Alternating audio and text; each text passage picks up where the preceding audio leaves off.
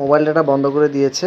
আর সেজন্য আমরা নেট যারা চালাচ্ছেন গ্রাম অঞ্চলে তারা কিন্তু মোবাইল ইন্টারনেট যেটা রয়েছে সেটা কিন্তু ইউজ করতে পারবেন না। আমি যদি আপনাদেরকে দেখাই, দেখেন আমি কিন্তু এখন মোবাইল ডাটা কানেকশন দিয়েছি।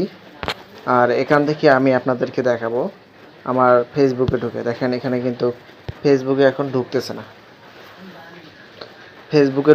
তার মানে ফেসবুক, হোয়াটসঅ্যাপ, আমি যদি হোয়াটসঅ্যাপ দেখাই, হোয়াটসঅ্যাপে ঢুকবে না আপনাদের। তারপর টিকটক, মানে সোশ্যাল মিডিয়া যে অ্যাকাউন্টগুলো আছে আপনারা ইন্টারনেট দিয়ে ঢুকতে পারবেন না। সেটা অবশ্যই আপনাদেরকে ব্রডব্যান্ড হতে হবে, মানে ওয়াইফের মাধ্যমে আপনি কানেকশন ঢুকতে পারবেন। তো এখানে যদি আমি গুগলে কোনো কিছু সার্চ দিই, দেখেন ক্রিয়েটর স্টুডিও, কিন্তু এখানে দেখতে পাচ্ছেন আপনারা লোডিং নিচ্ছে কিন্তু ঢুকতে পারছে না। এই দেখেন উপরে লেখা নো ইন্টারনেট কানেকশন। এখানে অনেক ব্রাউজার আছে। আমরা যদি এখান থেকে ইউটিউবে ঢুকতে চাই, যে ইউটিউব রয়েছে এখানে, ইউটিউবে ঢুকি, দেখেন ইউটিউবেও কিন্তু একই অবস্থা,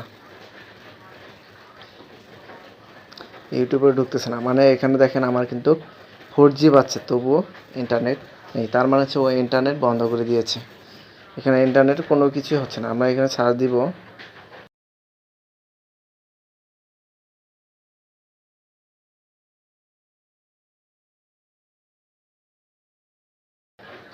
নাটক,